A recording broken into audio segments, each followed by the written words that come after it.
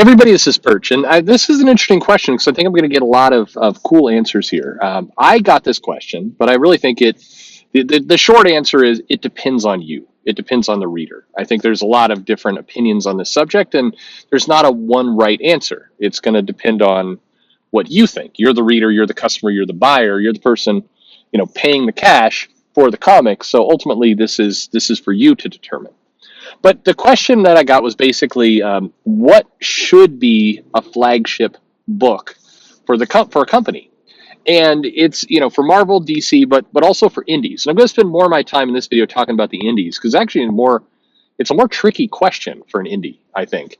But for the big two, what is the flagship book? What is the book that you make sure always does well? That is always the one that you've got your marquee artists on, that you've got your best writer, that you're not making it be silly. You're basically putting a serious effort forward because this is the book that's supposed to represent your company, unless of course you want your company to be kind of silly and nonsensical.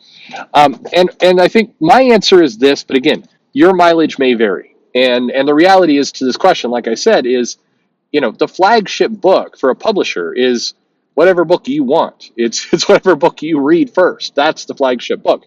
But I get the point more about what book is supposed to lead the company. I think for Marvel, that book is probably the Avengers. It's probably Spider-Man, and it's probably X-Men. Those are probably your flagship books. Those are the ones that need to be cared for more than others because those are the ones that have the media properties, the movies. You've got more at stake with those books. If you really screw them up, then bad things are going to happen to those properties. You're going to lose value. And the X-Men is just kind of coming back into its own. The X-Men was that book. It was abandoned by Marvel at some point where they made a clear statement that as long as Fox owned the rights, it wasn't going to be a flagship book for them, but it's kind of back on the map now. But basically, I think you don't screw up Avengers, you don't screw up Spider-Man, and that's kind of the big rule to live by. At DC, a very similar answer. I think Justice League is that book, and probably Batman is that book. And then you can make an argument about Superman and Wonder Woman and everything else, but you don't screw up Batman, you don't screw up Justice League, and there you go. And I think part of being a flagship book of the big two is you got to make them accessible. You don't go too weird with it. You can't have that book just kind of randomly, diving into really dense, kind of hard concepts. It's where, for better or worse, I think having a Donny Cates led Avengers is probably more in alignment with where they want that book to go than say what Jason Aaron's doing, or if you decided to hire in. Like, I'm a big fan of Rachel Pollack. I think what was done on Doom Patrol is amazing. I think she's great. I would be really curious. In the same way that I'd love to see a James Bond movie directed by David Lynch. But I recognize that you shouldn't do that. You shouldn't put David Lynch on James Bond. It would be bad for the franchise. You would not make money, and it would be damaging. So you shouldn't do that. Just like I don't think Rachel Pollack should be put on Avengers, even though I would absolutely love to see what she would do with it. But regardless, when you get to the indies, I think it's so. First off, actually, in the comments below, I'd love to hear your feelings. What are the flagship books? What do you do with it? And what are the guardrails? I'm actually curious to think what you say there too. Do you make sure that these books are always accessible to new readers? Do you make sure that you don't go for too out there concepts? Do you make sure that they always kind of reflect the movies? Like, what are the rules you put in place for a flagship book? Or do you have any? Curious about that too. But the indies is a much harder discussion because I think with the indies, different publishers have different tones for the kind of book that they're putting out. And here's where I think a lot of indies kind of screw it up a little bit, is they kind of are trying to be Marvel or DC light, or they don't have an identity beyond we are a smaller publisher than the big guys. That's their identity. And so, like, if I say Dark Horse, what does Dark Horse mean? Does it mean that they have licensed projects and that's great? Does it mean that they're curating new stuff? Are they kind of more horror based, or just what is Dark Horse anymore? What are they? I think that discussion really weighs in on what flagship properties are. I think when you look at artists and artisans, artists, writers, and artists, AWA, you have a little bit more thought where it's like, hey, here's the shared universe superhero kind of brand, and here's other comics we're writing. So the Resistance becomes their flagship book.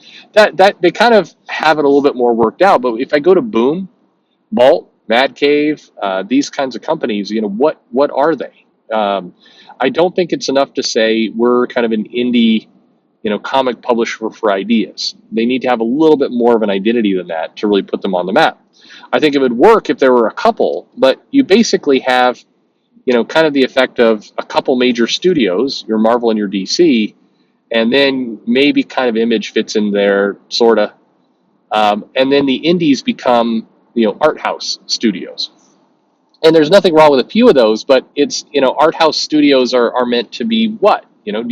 Should an Arthouse studio do a superhero book, or should it always be kind of a more thought-provoking drama book? Is it, is there the equivalent of a summer blockbuster out of an indie where it's got that kind of feel? Would a book like King in Black that is really not a it's not a cerebral book. It's more action based.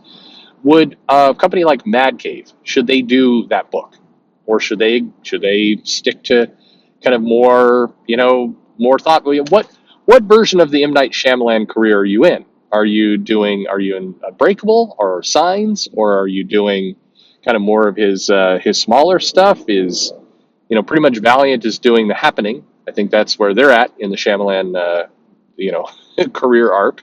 But just who are you? So I think when we talk about a flagship book, I think the discussion actually is important. Now, I know I disagree with the publishers, a lot of small indie companies in this regard, but I think you should have kind of your lead book. If you are, for example, the elevator pitch, if you are having to tell somebody in 15 seconds, hey, this is my comic publisher. It's Vault, and probably best known for what? What's that book you put on the table? If you say, we do all kinds of comics, and depending on the time of day you ask, here's a different comic, it muddies the picture quite a bit. Even kind of the smaller art house studios that you see in Hollywood still usually have a flagship product. They usually have a lead movie that kind of identifies and clarifies their company and who they are.